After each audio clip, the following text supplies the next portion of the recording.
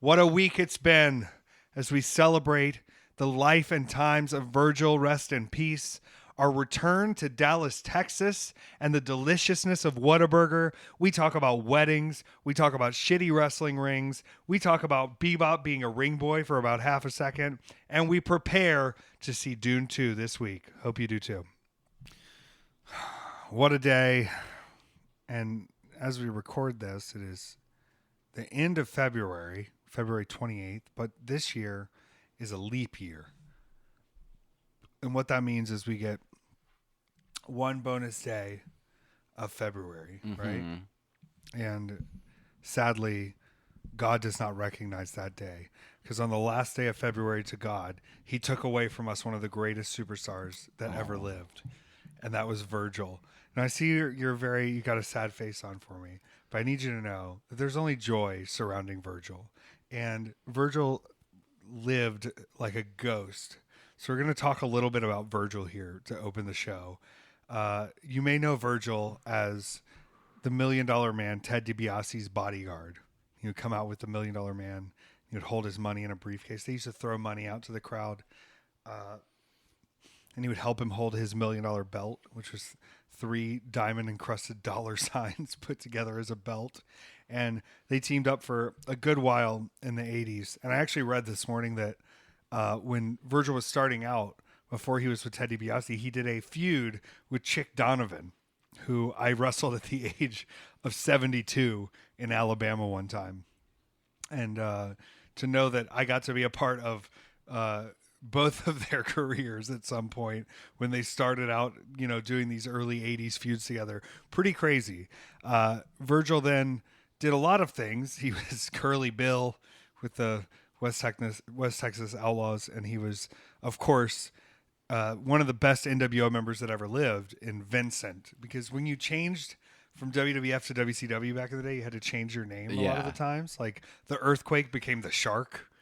They're doing a John Tenta episode next week on Dark Side of the Ring. Bless yous. I have sneezies. So hopefully we get to learn a little bit more about Earthquake, who looked 100 years old at the age of 30. Incredible sumo wrestler. But Virgil also was known for a lot of his escapades post any of this career. Because Virgil would sort of do, and I don't want to use the word cockroach today, right? But there's this term in wrestling that I like to call people sort of carnival cockroaches, where like you can have whatever thought about them you want. You can have whatever feeling you want about their career, what they do, or if they annoy you, or if you wish they weren't around. But then you look at certain people and you go, you know what?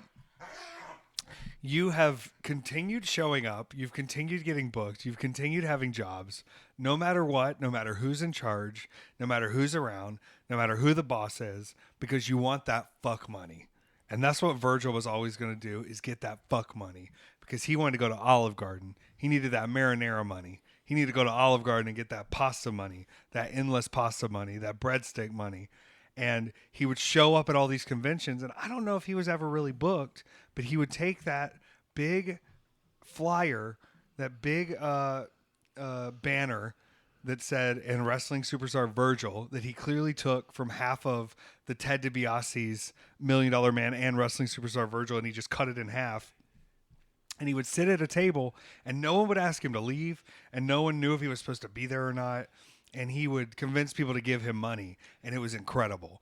And the first time we ever met was at a WrestleCon in New Orleans, and we shared an elevator together. And I told you this earlier, but he came and he told me, he was asking me what I was going to be doing in New Orleans, what I was getting up to. And I kind of was, expressing whatever. And he said, well, listen, if you don't get stabbed here, you're ahead of the curve. And I thought, that's crazy. And then I kind of walked around New Orleans a while, and I said, I think he was onto something. I think Virgil knew that there was a lot of knife crime in the streets of New Orleans, because he was warning me to be safe. I did not get stabbed. But my crowning moment, and I tweeted a little video of it earlier with Virgil, was at Spring Break 5, which was the spring break that 440 took over. RSP Spring Break, RS Spring Break, I guess is what they called it, in Tampa. And this is the first night I ever met John Moxley. And I was talking with John Moxley, and he said, "What is your match tonight in the show?" And I said, "Well, my match tonight in the show is Effy versus Greg Iron, 440, and Virgil is teaming up with Greg Iron to be his bodyguard, like he was for the $1 Million Man. And we have to introduce the vodka sponsor for the show and use it in the match. I had to get hit with a bottle of vodka by Virgil. And then we also had to do a turn where I threatened Virgil with scissors to kill him, but then twist, I cut his shirt off, and underneath his 440 shirt, Virgil is wearing a Wrestling is Gay shirt. And it all needs to be done in under 6 minutes. Damn. And John Moxley, I remember, said, "That's a hell of a task." He goes, "If it's even a little bit good, you're kind of a miracle worker." And it turns out it was awesome. It was very good. We did the reveal together. The finish of the match was me revealing Virgil. We teamed up, and then I powerbombed Greg Iron with his ass hanging out for the finish. And we made everything work. And there's a picture of me and Virgil together that I will post on Instagram of him in the Wrestling is Gay shirt with me posing together as a team. So it is sad to lose a legend. It is sad to know we will not see Virgil popping up anywhere. But I think Game Changer Wrestling used Virgil to the most of his ability and had him be a part of a lot of big spring break moments. I think he was on at least 4 of the spring breaks out of, I guess the 8th one is coming up. So he was always someone who was around for spring break and down to be a part of stuff, revealing himself and showing up and doing double turns. So it will be sad to not have him do that. But what an honor it was to get to spend time with Virgil and to have a moment cemented in history where Virgil turned on the 440 to join up with Effy and be a gay liaison to the Wrestling is Gay empire. Did you see that video, by the way, on Twitter? No. Okay, well, just go check that out when you have a minute. But only joy in my heart for Virgil, and very sad that he died. I think he had cancer and he was going through that, and fuck cancer.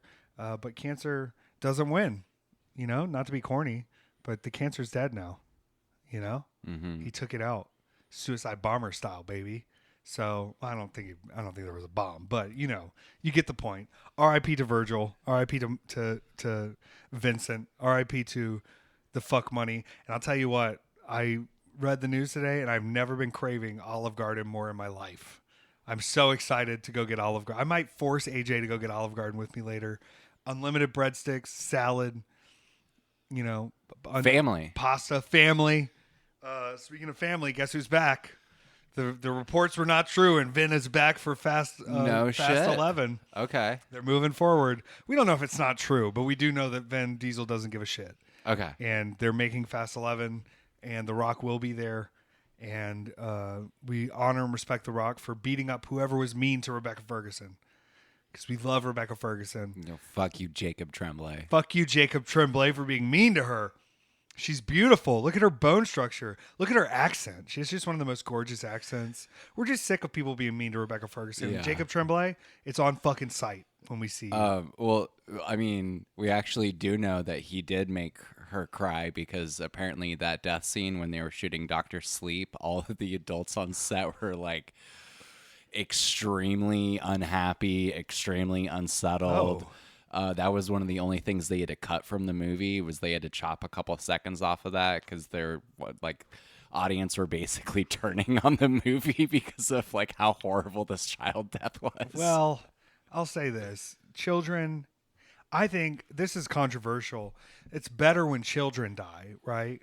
Because, if you are an adult that dies, you have many memories with that person. Mm-hmm. But if your baby dies, you can make another one. And they haven't experienced all the sadness and darkness of life. And so sometimes it's better when children die. Is this not the take to have today? Sometimes Siri will just decide to start picking up on things that you say. And so my computer right now says experience all the sadness and darkness. And sometimes it's better when children die. Yeah, and think about this, okay? Jesus doesn't send children to hell. So if you die before you're of consensual age to accept Jesus into your heart, then you go to heaven automatically. So really, it's probably better that children die. Welcome to Weekend at Effys. This is a weekly podcast where I spill my fun, exciting adventures with my good buddy Petár, and we talk about the world, we talk about wrestling, we talk about film. If you missed out on the mini-sode, which is only available to our Patreon subscribers, you missed out on a lot of exciting information. I think this mini-sode is proof that Adderall would be beneficial to me in some ways. And if you're missing out on all the bonus content, including videos, which I'm waving at right now, we have videos, we have dog content, we have astrological weather reports, we have merch discounts. We have a lot of dog content coming tomorrow. Oh, yes. Puppy content on the way. And Petár is working on, we're going to be backloading some of our earlier video episodes to give people a taste. It's coming soon. It's coming soon. And it's all a push to get people to support our Patreon. It's the only Effy Patreon there is. It is, going over all the things you get with our Patreon, it's kind of crazy. It's kind of wild. Yeah. We bring the content. We bring the love. So any way that you can support is beneficial. And even if that just means rating, downloading, subscribing, following the podcast. Tell your friends. Tell your friends. Tell your grandma. Grandma needs to know. And she'll agree with me. It is better when children die. She will agree. Because she doesn't want to die. Yeah. Grandmas they're not trying to die. Nah. They're trying to hang out. Yeah. They're trying to see what goes on. My great-grandma, she lived from before the invention of cars to well past the invention of spaceships. And to me, I think we should allow old people to be as mind-fucked as she was. Because there's no way that's not insane. And the aliens are coming soon. And so I want your grandma to be able to see what it's like when they admit to us that we are livestock, and they're harvesting us for our pearls. Did you know you can form pearls in your appendix? What? I don't know. That's what the aliens told me in my dreams. Oh. And that we are going to be harvested. Somebody said that it was Mao. Japanese wrestler Mao said that corn was alien, and it was introduced to us by the aliens because it's almost indigestible. It's now a fuel. It's a sugar source. It is everywhere. And we are experimentally being given the corn as a test from our alien overlords. Interesting. And I completely agree. I think that's great. This week, did I only wrestle one time this week? Incredible. What a moment. I needed it. And that was a return to Texas, which coming up in March, I have an incredible calendar for March that I want to go over with people. I don't ever want people to miss out on getting to see me. I will be missing from a few of the GCW shows. Not to worry. I'll be back soon. This weekend, though, GCW in St. Louis. And then I'm off to Montreal for IWS for the Death Explosion match. Then freelance wrestling next week. And then I'm off to Atlantic City, New Jersey for 2 dates with GCW at the Showboat. Then the 15th and 16th, I'm at Excite Wrestling in Binghamton, New York, and Smashmaster Wrestling somewhere in Pennsylvania. I need to see exactly where that is. Then the 22nd, I'm at Absolutely Intense Wrestling in Cleveland. Then I am over in Corpus Christi for the Wrestling Cartel, and then Inspire Wrestling in Austin, Texas. So 2 Texas dates coming up in the next month. I will be spending the 29th and 30th at the Squared Circle Expo and wrestling for Black Label Pro on the 29th, doing a signing all day with Ali on the 30th. Then April, it's coming. There's more shows to announce, but I will be at the Intergender Bonanza Cream Mania on the 3rd. I will be doing an official appearance at Wale Mania this year on the 4th. So shout out Wale. Thank you for inviting me and having me come to the show. As in rapper? Yeah. Wale. No shit. My boy Wale's having a party, and Damn. I'm coming as an official guest. That rules. First announcement here. That so the graphic rules. should be dropping soon. Then on the 5th, I will be doing 2 shows, one of those being Joey Janela's Spring Break 8. Then on the 6th, Effy's Big Gay Brunch 9, which it's not lost on me that obviously I work very hard, but Joey Janela's Spring Break only happens at Manias, which is great. But we have surpassed Joey Janela's spring breaks in the number of them that do exist with this year's Big Gay Brunch 9. And I will be on the Clusterfuck show that night, which also features the Punjabi prison match. Are you familiar with the Punjabi prison match? So the Punjabi prison match is a giant structure of layers of bamboo cage that 4 tag teams, Los Macizos, Violence is Forever, the Bollywood Boys, and the Fatus, Zilla and Jacob, will be entering for the championship. The clusterfuck itself is going to be the Punjabi prison match, and then the greatest clusterfuck, which is a roughly 60-person Royal Rumble style match that goes almost 2.5 hours. Yeah, it's a crazy show. It's midnight on that Saturday after WrestleMania. Good so I'll Lord. do my show at 11 a.m. that morning. WrestleMania will happen sometime in between there. I'm going to go to the Tokyo Joshi Princess versus GCW show, which the girls are going to be all wrestling on. And then midnight, we will have the greatest clusterfuck with the Punjabi prison match. This just reminds me that Speedball McBailey needs to do my dream match, which is him as Neo against 60 Agent Smiths. Whoa! I've mentioned this before. I think you have mentioned this before. I think Speedball would be 100% get on about it. it. Get on it. It makes me want to do a Speedball Twink Gauntlet, which I think would be that's how you do it. That's how you do The it. Speedball Twink Gauntlet. I am trying to find a way. I have a lot of really great matches already set in stone for the Big Gay Brunch 9, and I'm working on a few more. But I do have a lot of people asking to be on the show, and I don't really have a great spot for them. So I am trying to find someone to colloquially be in that position for a Twink Gauntlet or something of the sort. But I've also been given permission to create a match. This is me. I'm announcing too much too early. And really, it's not early. Like, Spring Break's already announced like 8 matches. I've announced nothing. And it's too early. It's sold out already. It's sold out. It really, like, I keep going, like, I have to announce stuff. And they're like, no, for what? Like, it's sold out. It's going to trend in the nation. But I have been given permission to have a particular type of match where the winner will get to be a part of the clusterfuck.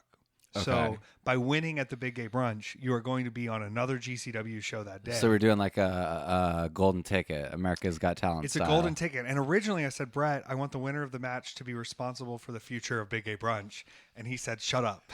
And I said, You're please. trying to fully chocolate factory this shit? I'm out, dude. I'm out. I'm see you later. I cannot. No one has seen or heard from Effy in over a decade. Yeah, he locked himself in the fucking bathroom. Where's Effy been? He's in that porta potty at WrestleMania and he won't leave. It's I need to get over my stresses on it, but I really it takes everything out of me to book shows. And I admit that, and I think you know that better than anyone. And I've tried to not be a dick about it, but there is no joy for me to do it. There's joy for me in making the event happen. Can we set it up to where Bebop just clicks those speech buttons and then he decides how the matches just clicks go? the button thing. Yeah. Yes. And then I can be like, oh, I don't know why Bebop didn't get back to you. I guess he's just been busy. He told me he wanted to be in the Twink Gauntlet, but I told him, you can't bite people, buddy. I think he can. I think he can if he's in the Twink Gauntlet. He's been dreaming of biting a lot. You can't see it anymore, but I went in the mirror and I was like, I don't remember cutting myself shaving. And I go, I didn't cut myself shaving. Bebop bit me. Oh my God, dude. How am I supposed to take you on the road as a therapy dog when you're biting people? We almost lost both the dogs last night. Yeah, they were going through the window, yeah? Well, that was the car wreck. Yeah.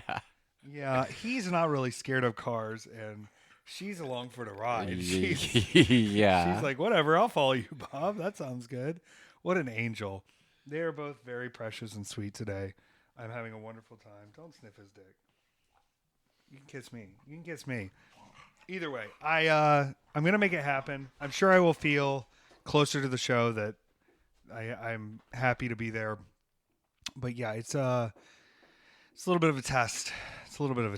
I think I'm gonna be doing a signing at WrestleCon before the Indie Wrestling Hall of Fame, and then the next week I go to Freelance Wrestling, and that's all I know right now. So please check the updated calendar, check where I'm going to be.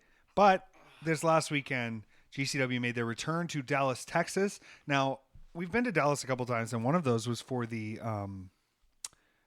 the collective a few years back when WrestleMania was in Dallas, and that was the WrestleMania that I faced Minoru Suzuki, and so Dallas holds a very special place in my heart.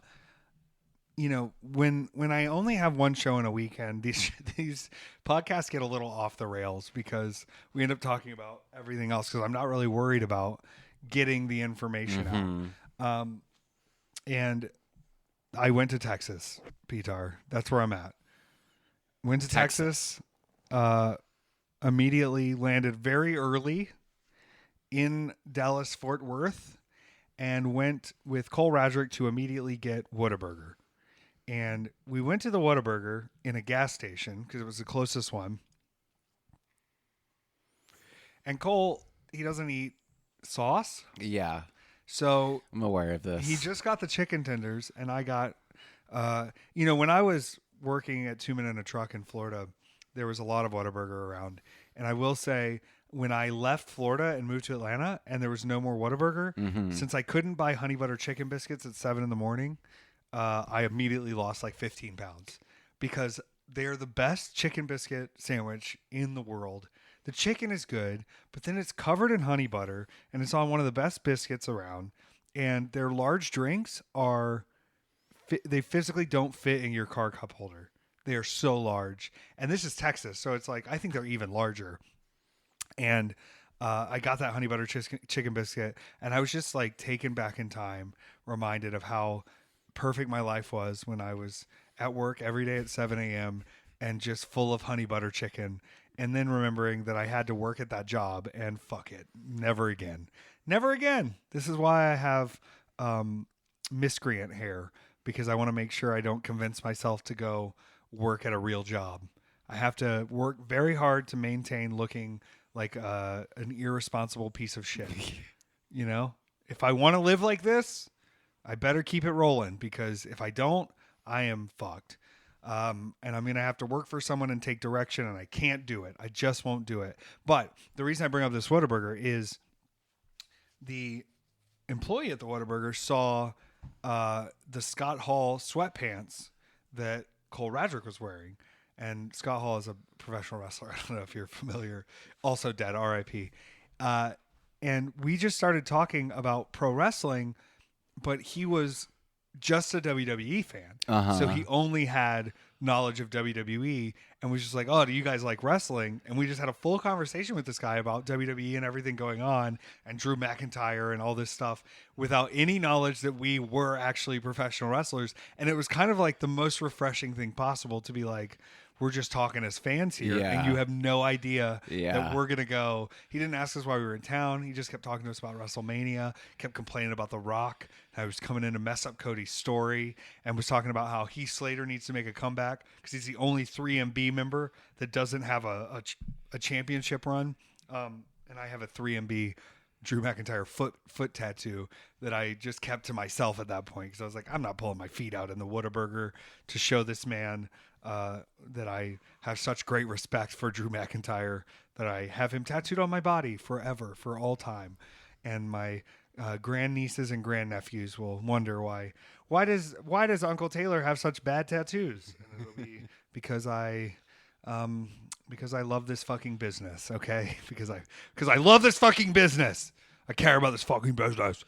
Now, unfortunately, getting to a town very early, what ends up happening is you're there a little too early to check into the hotel. So we met up with television superstar Billy Starks of the Big Starks brand. She's now a full-time television superstar who still takes indie dates. And I just want to say this, all respect to you, Billy Starks.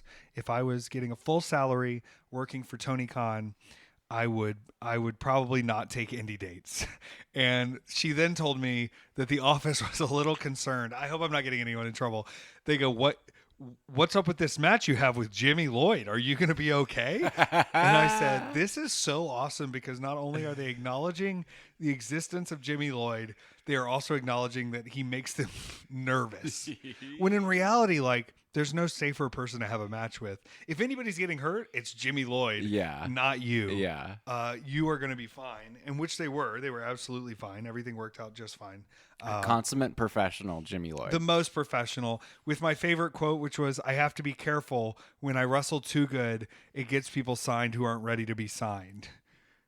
Just like genuinely concerned, like if I wrestle somebody and I really put my whole body into it and give them everything, there's trouble because they're going to look better than they actually are. And then they're going to get signed. And then NXT is going to have to pay to get them completely retrained because you saw one match with Jimmy Lloyd and the person that was in the match looked like they knew what they were doing. And they did not. So at least Jimmy Lloyd is being responsible about it and looking out for tomorrow's superstars now. But Billy Starks is great. My favorite Jimmy Lloyd quote is, "I have IBS." Did he say that to you? No. He said that to a Disney employee. Oh, yeah. No, that was at the Universal Studios. Universal Studios. Yeah. He said he had a pooping problem and got us to the front of every ride. The end quote of that day when it's a 2.5 hour line wait to get onto the Mario ride, and Joey's going, I kind of feel bad, Jimmy. And Jimmy goes, you can go wait in line then. You can go wait in the line if you feel so bad. We made all our dreams come true that day. It was beautiful. And the thing is, we found out later, you don't even have to give them a reason why you need the pass. You can just say, like, you have an issue and you need the pass. But he was detailed about it because he figured if you weird them out enough, then they're just going to let you go anyway. Yeah. You know? Yeah. Which is beautiful. And you just want to get the interaction over with. Yeah. Like, let's cut to the end of this. Don't ask me any questions. Give me the ride pass. So if you ever want to ride the front of every ride, go with Jimmy Lloyd. Or I guess, just do what Jimmy did. It's very effective. And we wouldn't have gotten to ride nearly as many rides that day. Truly. We got to the hotel. Billy let us in her room because her room was available and mine was not. And then I said, you know what? I'm just going to give this a try. And I went downstairs and I said, listen, we're here visiting my sister. I have a room as well. I love her, but she talks too fucking much. And any chance you can get me into a room would be great. And they worked it out right away. Got me in the room very, very early. Went there, hung out a little bit, and took a nap, which was phenomenal. What a move. But during that nap, I did my favorite thing to do sitting in a hotel room, which is watch Star Wars. Yeah. It's always on. Which one? We watched the first one, A New Hope. Okay. And then we watched the second one, The Empire Strikes Back, part of it, before it was time to go.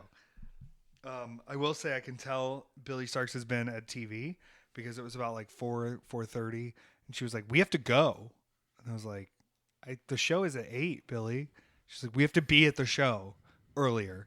And then I was reminded that when you're on TV, you have to be at the show at noon. Yeah. To find out whether or not you're wrestling. Right. Let me say this once again. I think I've said this on the show before. If I'm at your show more than 6 hours, you owe me more money.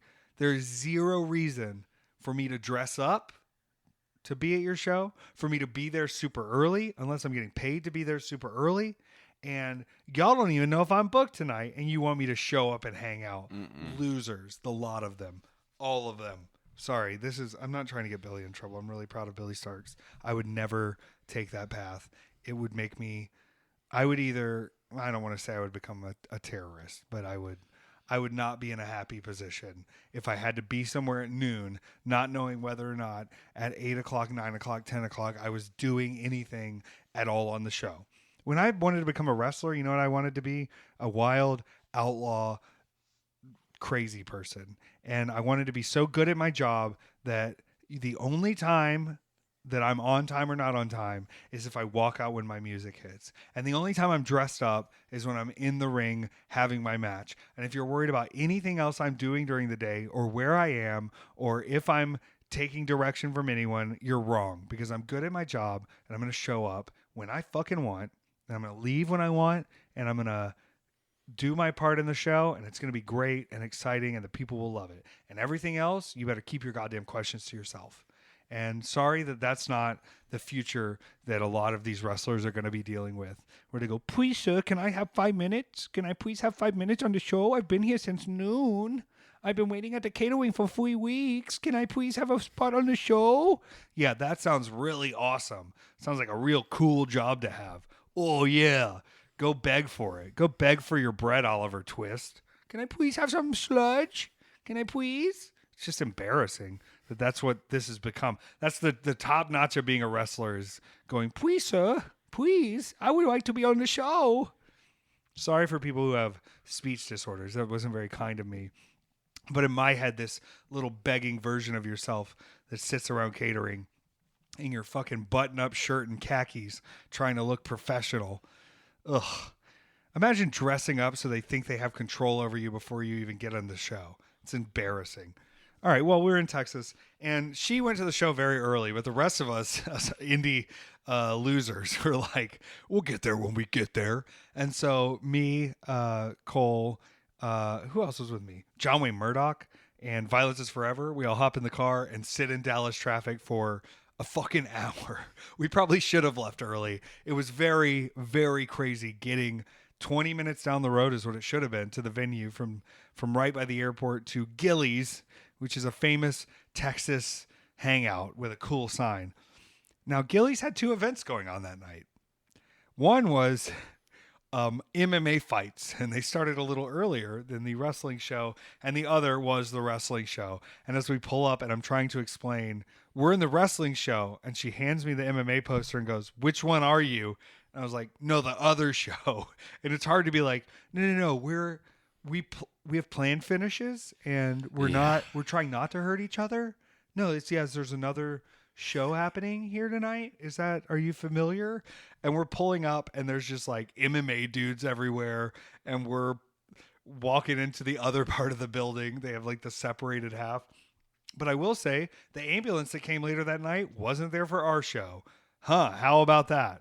Who would have guessed that you fucking idiots are actually beating the shit out of each other in terrible, underpaid loser fights? God. Imagine. I can't. I understand the gladiator nature of things. Like, I'm big into the Joaquin Phoenix thing. But, it's 2024, and you're getting in a cage in a Texas venue really trying to hurt each other? Come on, dude. Has anybody pulled you aside and told you you're just a lump of meat for people to bet on? You're not an entertainment factor. You're not going to be a star. You're not going to be the Iceman. What's his name? Chuck Liddell. You're not going to be Chuck Liddell, okay? Chuck Liddell, R.I.P. Is he dead? I have no idea. Should be. Probably stupid as fuck now. I think I have concussions. Imagine if every night I got in the ring, you just punched me for real the whole time, okay? I don't know. I'm probably not speaking from a place of power here as I fight through my concussion brain. I'm actually, big announcement today. I am starting my MMA career. I'm going to be going into the cage. I'll be the first guy to knock you out wearing pantyhose. It's going to be incredible. Got to the venue, found out I was in the first match of the night, which sounds really convenient, right? It's the first match of the night, one and done.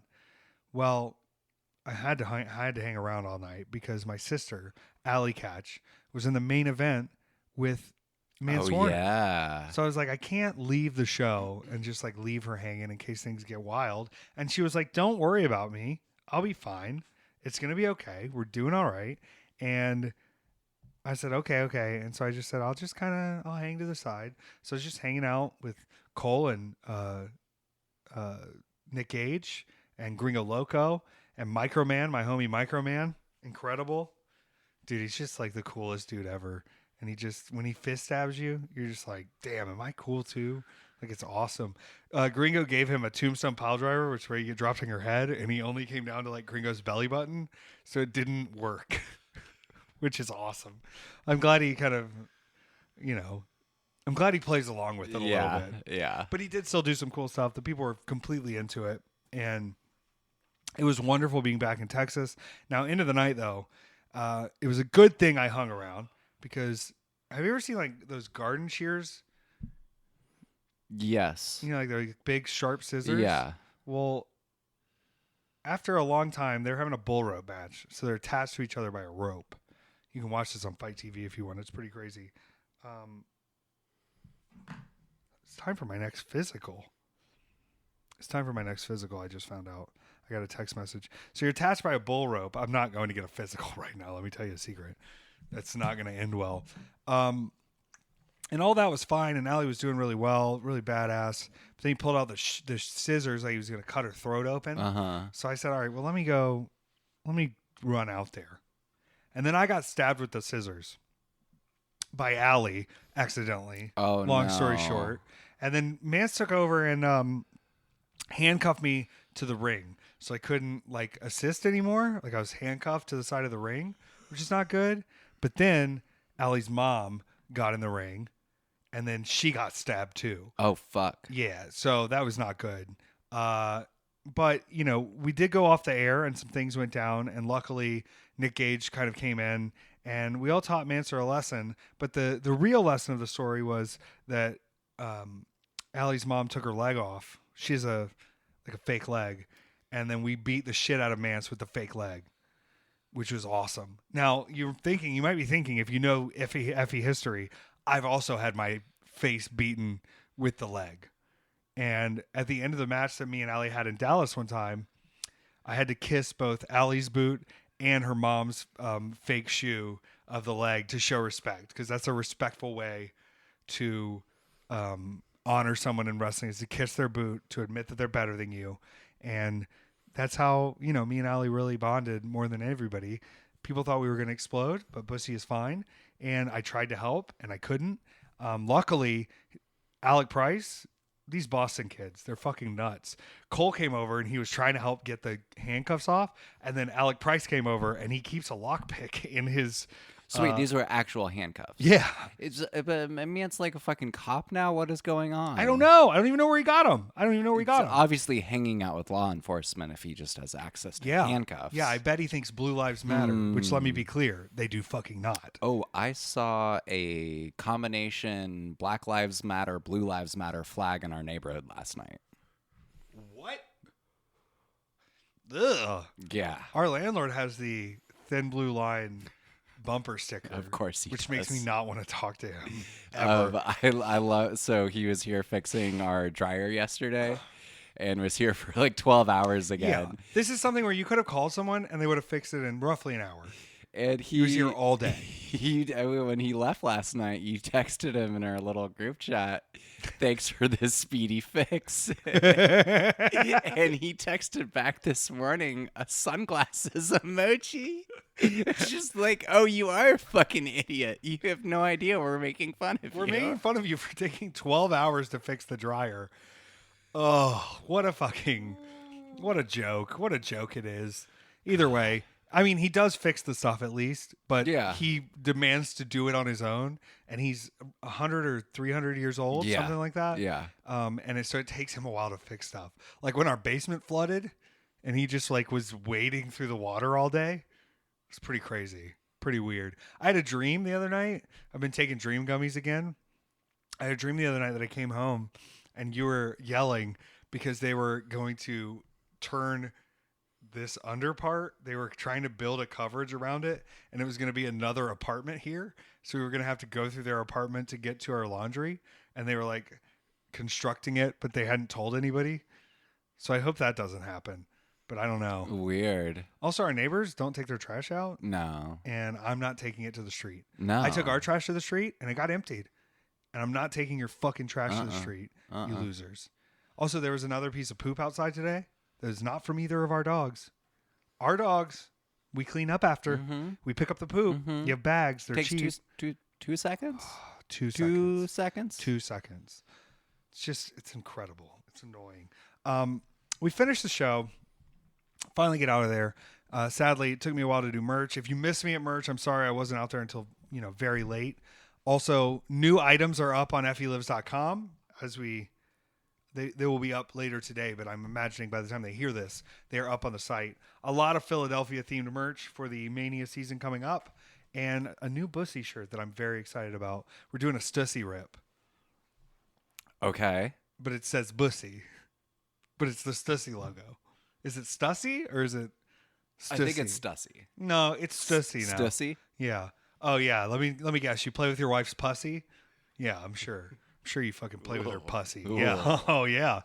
Is it Bussy? Is it Pussy? Figure that out. We finished the show, and everybody's. I loved that I'm in the middle of merch, and Ponce Forever is like, we're ready to go whenever, and I'm like, just let me finish my merch. Just let me sell some merch. But it was lovely seeing a lot of the fans I haven't seen in a while in Texas, and I'm very happy to be going back to Texas more this year, and that things have worked out to make that happen. And I'm sorry I'm missing a few of the GCW shows, but I need to be out there seeing the rest of the indies. I need to see what's going on. I need to be on the ground floor.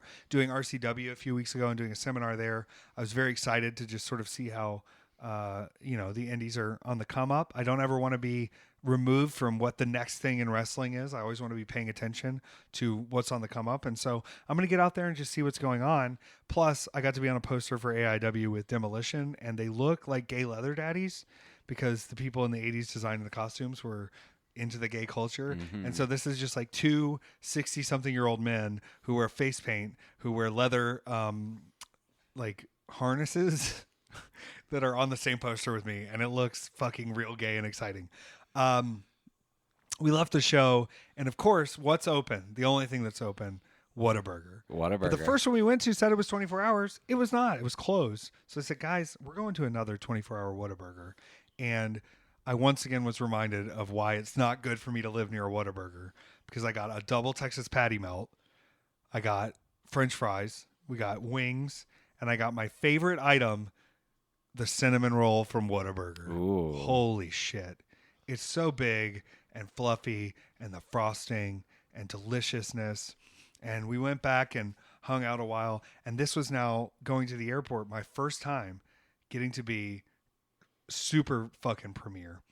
Well, I guess second time. I did it in Atlanta, but this was my first time like heading home, seeing how it went, using Clear Plus pre-check. Yeah. Incredible. Yeah. And the best part was I put my bag through, and not like there wouldn't be any issue with the bag anyway, but you know the meme of the kid sitting next to the computer like doing a thumbs up?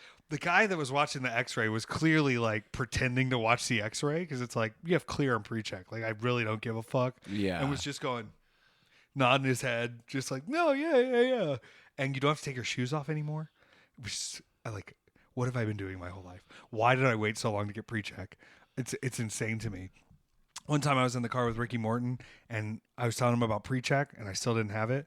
And then he called Robert Gibson, his tag partner from the Rock and Roll Express, and said, Robert, they got something. It's only $85, and it lasts 5 years. And you just walk right through. You don't take your shoes off, and you don't have to go through the big x-ray. And he said, why would I pay extra money to go to the airport? And that was his answer. And I think that stuck with me a little too long, because now the others had to go wait in the line and go through regular security, which the line wasn't that bad. But I walked a little further down, and I went through Clear pre-check, and I felt like a celebrity. I felt like a celeb just walking right through. Got on that plane, and luckily Manders and Sawyer were on the same flight as me back to Atlanta. And instead of having to take a Uber or take the MARTA, which MARTA, go fuck yourself, because starting in April, the airport MARTA station is closed for 6 weeks minimum. And someone was like, well, you can still take it to College Park and take buses. Excuse me? You were taking a MARTA bus? Yeah, I'm not taking a MARTA bus. 2 hours to when you need to get somewhere. Yeah, no chance I'm taking a MARTA bus. So I just want to let all the promoters know there will be an additional fee added to all of my dates past April, because I have to pay for an extra Uber now. And you know what? For a long time, I've kept things low, using MARTA as much as I can, but you can fucking give me $30. I don't give a shit. It's like, have you ever dealt with B&H in New York? What is that? The big photo video store. Yeah. They're closed every third day for some random holiday. That's exactly how MARTA is, where there are just exceptions for everything. Yeah. Or they'll run the north and south on the same track and not tell you. Mm-hmm. And you're like, when is this one coming? And it's like, oh, it's been coming. You were looking at the wrong track, which is the correct track, because they didn't tell you. Get it together, MARTA. Get it together. Came home, and luckily Manders drove me back here in the truck. Got to see the dogs. And I got a Saturday and a Sunday off. Yeah. Which, like, once again, it's that thing where you're like, I'll get so much done. I have time off. And your body, like, knows, like, oh, you're not doing anything now? You're done. Mm-hmm. And just, like, comas you. So, didn't get anything done. had big plans to get stuff done. Big, exciting plans. Finally, this week, sent the messages I needed to send and got the answers I wanted. But things got put off for a long time, and I'm fine. It's fine. You're right. It's fine. And you know what? Last year in February, I took 3 whole weeks off. And this year, like I was still like, oh, it's a little slow, like whatever. Still far busier than it was last year. And I feel healthier and better and in the zone. And you know what? Did I go to the gym? A little bit. Am I going to go to the gym more? Yeah. But I think I also am in the position of the end of the hibernation, really. Because once March starts Friday, it's a pretty hectic schedule till well past Labor Day, you know? So I think taking as many of these moments to just chill and be in my zone, you can't be mad at it. You gotta just accept that you're not going to be productive all the time. Your room's not going to be perfectly clean and organized all the time. Yeah. You're not going to be on top of everything. And that's just A-okay. And it's fine. It's all good. We're going to be fine. I made it home. I'm excited. Going to St. Louis Friday. Going to go to Montreal. And going to bleed a lot in Montreal. So pray for my safety. I've heard rumors of what's happening in that match, and it sounds fucking psychotic. Oh, God. Yeah. I remember last time, though, Manny was like, if I come with a chair, put your hands up. And I was like, okay. And then he came with a chair, and I didn't. And I just let him whack me with a chair. He was like, you got to put your hands up. And I was like, I'm not a fucking loser. I think I might put my hands up this time. Just reasonably not feeling like any more head trauma this month is good. No. Are we being questioned this week? Yes, we are. I love it. Thank you for your questions. They come from our Patreon subscribers only. And if you want to ask us questions, get on the Patreon. And if you think you're better than the Patreon, you're wrong, because it will enrich your life. It will make you happier. You will get the episodes early, and you will be feeling like you're doing the real support. Okay, this first question is from Julie. Have you seen the trailer for Boy Kills World yet? If yes, thoughts? Yes. Very excited. It looks super campy, super violent. It's the year of Bill Skarsgård, okay? Some people are mad about his crow we got look. 3. At least Crow, 3. Nosferatu, Yep. Boy Kills World. Yep. At least? Yeah, at least 3. He may show up in another one. We don't know. People are mad that his crow doesn't have long hair.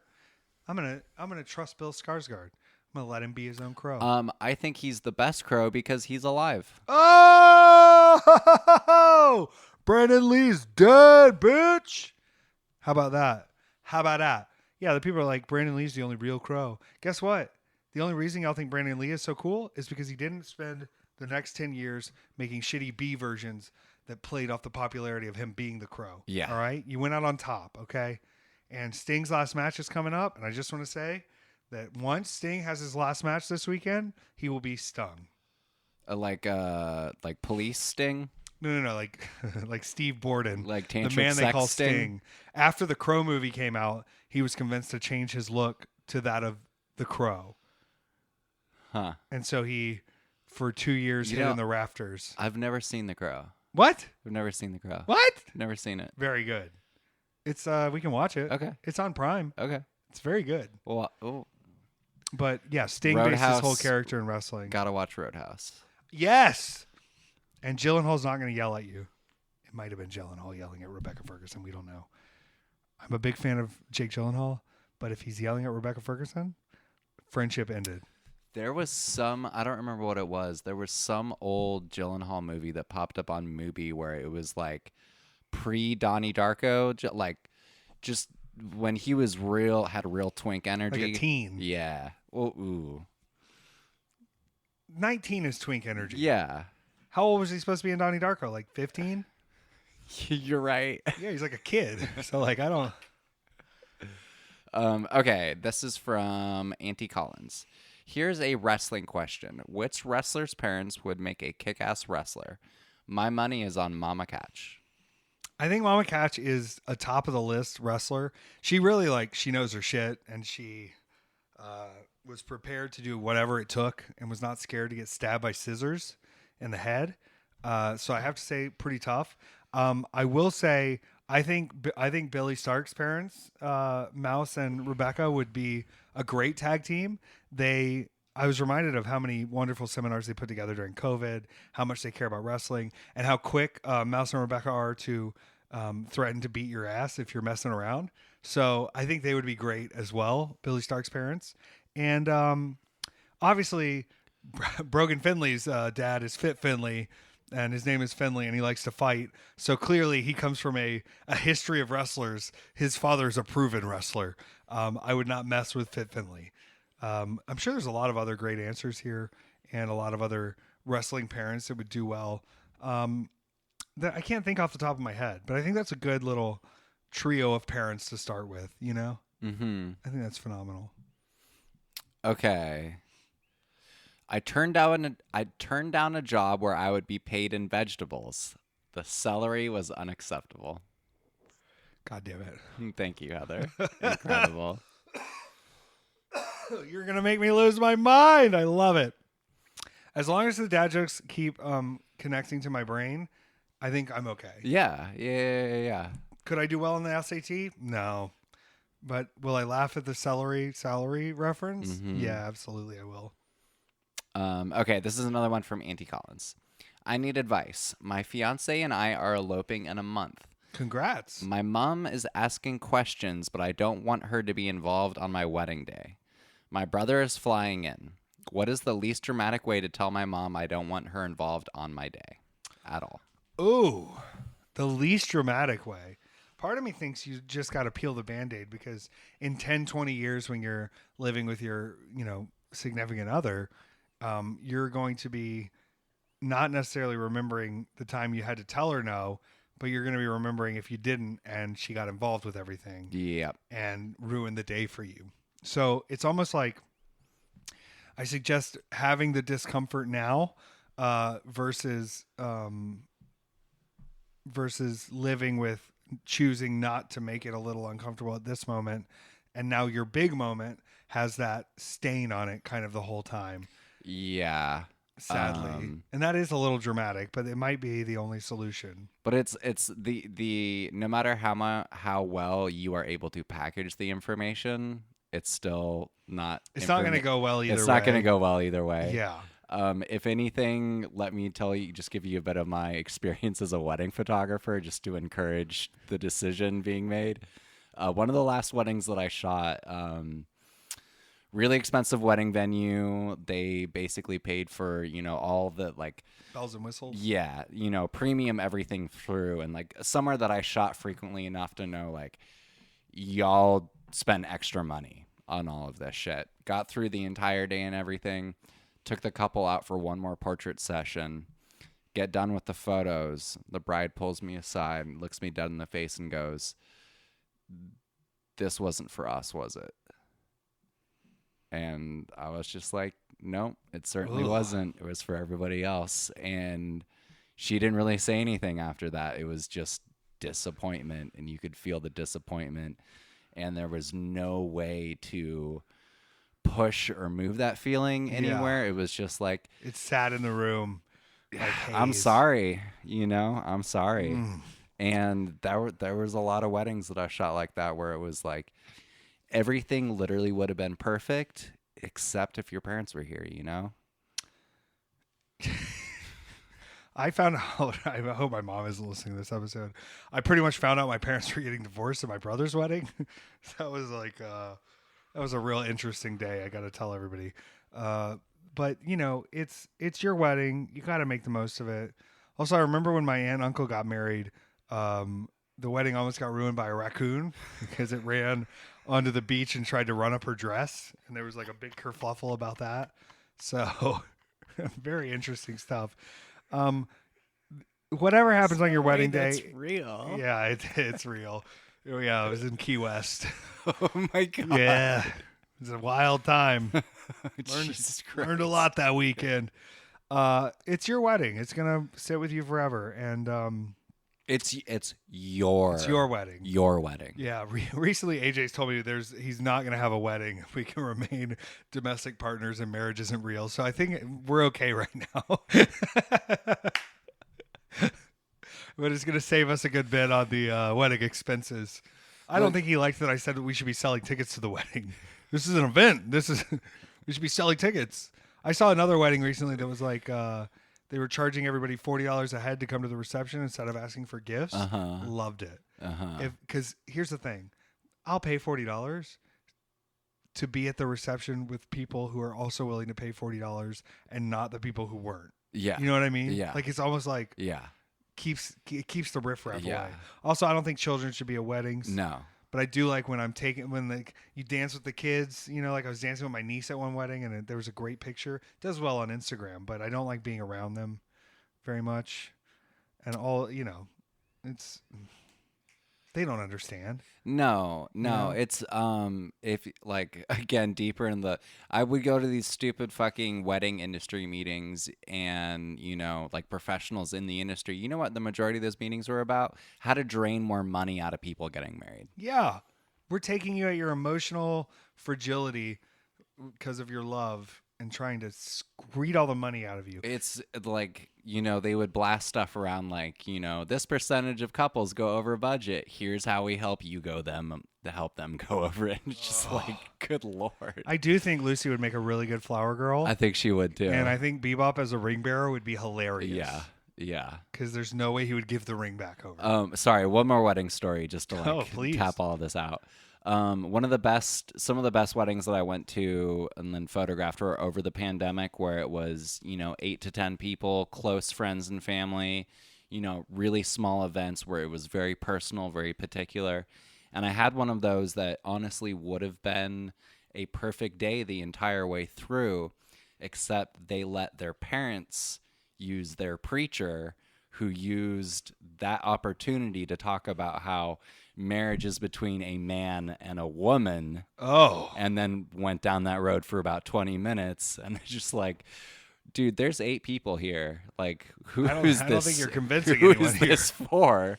Like, good Lord. So it's like, even when you isolate it down, parents can still come around and like fuck everything in the end. So yeah, Auntie Collins, we love you, and I hope your wedding is phenomenal, and I hope that you can peel this Band-Aid because it's your day. It's y'all's day. It's about your love, and if that's going to make your day better to not ever involved, I pray that, you get the strength to push it away. I will also say I do weddings. I'm hesitant on suggesting me to do your wedding because it's expensive. And like I said, I don't want you to have to lose all your wedding day money on me because you got to pay me a lot. You got to tip me. You got to let me come to the reception. There's a lot of costs associated, but if it really is in your dream, I will do your wedding, legally speaking. I know how to fill out the forms too. I handle everything. I take it to the courthouse. I do it all. Magic. You asked me the other day, what's that thing where they do the stamp and you sign? Yeah, notary. I had to get something notarized, and I went to the lady at UPS, and she said, "You need a notary?" And I said, "Yes." And it was the 4th UPS I went to. Like, this took most of my day Monday doing this. God. Which, like, fuck the reason I had to go do a notary. I don't know if you saw the documentation, but I'm sure we went over it somewhat. We will win our case. I'm not scared. Has your art ever been so dangerous that you get sued for being an outlaw artist? Okay, whatever. I'm not going into detail here. I can't legally. But I said, how much does it cost after she notarized it? And she said, $2. And I gave her a 10 and I said, keep the change. I was like, $10 is at least the amount you would have to pay to notarize. No, $2 she charged. Wow. So I tipped her big. Wow. You should always tip. I learned that from Casino. I discussed that a lot. More questions? One more question. Sick. Okay, this is from Arlen. Effy, I'm just a fan, Mark, whatever you want to call it. Even though I love that Dallas show and hope you guys come back sooner than 2 years, buddy, where did they find that ring? Not going to lie, a little concerned for the wrestler safely. Hopefully, again, in 8 months, you'll be back. We are coming back in June to Even Dallas. Sooner.